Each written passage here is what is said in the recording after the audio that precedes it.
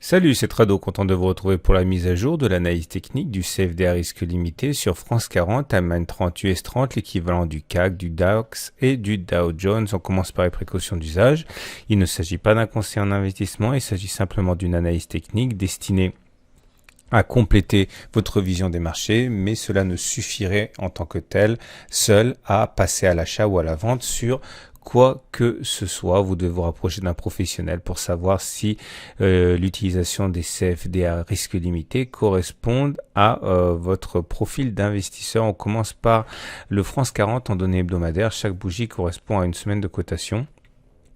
Comme on peut le voir, pour l'instant, le CAC 40 et son équivalent CFD préserve le support des 5150-5200. On est en dessous de la moyenne mobile à 20 semaines qui est plate, ça veut dire que la tendance elle est neutre, mais à bien y regarder, la pente commence à devenir un petit peu baissière, et puisqu'on est en dessous, il y a de forts risques pour que l'on travaille à nouveau cette zone des 5150-5200. Le sentiment des clients est pourtant légèrement acheteur à 56%. Il faut savoir que ceux qui s'intéressent aux investissements de moyen terme regardent sans doute dans la direction des 5150-5200 pour acheter, profiter d'un swing haussier, ou alors encore plus évident, la zone des 4500-4580 qui pourrait effectivement intéresser les investisseurs de moyen terme. Si on bascule du côté des données mensuelles, on voit que nous sommes face à une résistance importante qui capte les cours depuis plus d'un an. C'est la zone des 5500-5650. Là aussi, la tendance est neutre. On le voit à l'orientation plate de la moyenne mobile à 20 mois. Ceux qui s'intéressent aux investissements, à un investissement de long terme, attendent sans doute un retour sur les 4735-4540 pour tenter leur chance, voire même sur les 4200-3900 pour rentrer. On passe maintenant à l'équivalent du DAX, c'est-à-dire l'Allemagne 30 en CFD. Comme on peut le voir, là aussi la tendance est neutre. On le voit au fait que nous soyons en dessous de la moyenne mobile à 20 semaines qui continue de monter. Nous avons cassé un support important sur les 11 710, 11 610, c'était la semaine dernière, et la semaine qui vient de s'écouler confirme finalement cette cassure. Il risque d'y avoir maintenant une accélération baissière. Ceux qui s'intéressent aux investissements de moyen terme attendent sans doute soit que l'on revienne sur les 9 900, 10 430, soit que l'on repasse au-dessus des 11 710 pour acheter. Le consensus client et acheteur à 60% d'ailleurs.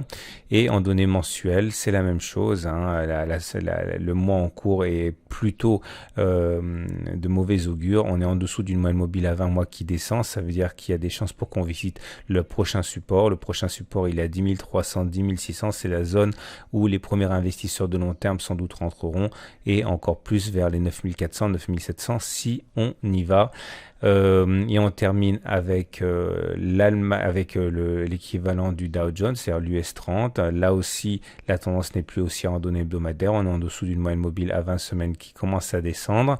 Dans ces conditions, un test des 24 710, 24 580 gagne en crédibilité. C'est sur cette zone que les investisseurs de moyen terme tenteront d'acheter. Ou encore, si on y va, sur les 21 460, 22 500, sentiment des clients neutre à 52%, vendeurs en fait, quasiment neutre, et en données de long terme, en données mensuelles, là aussi, la tendance est toujours haussière puisqu'on est au-dessus de la moyenne mobile à 20 mois qui monte, mais on est face à une muraille, les 26 500, 26 900 qui se sont révélés complètement infranchissables depuis plus d'un an.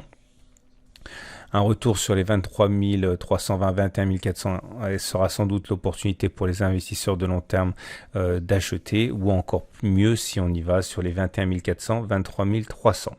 En tout cas, ceux qui achètent maintenant seraient éventuellement des investisseurs de court terme, mais pas de long terme. Voilà ce qu'on pouvait dire. Pour ces trois indices, on retiendra surtout que nous ne sommes pas sur des niveaux qui devraient affoler les intérêts des acheteurs de moyen et de long terme. Je vous souhaite une excellente semaine et je vous dis à la semaine prochaine pour la mise à jour.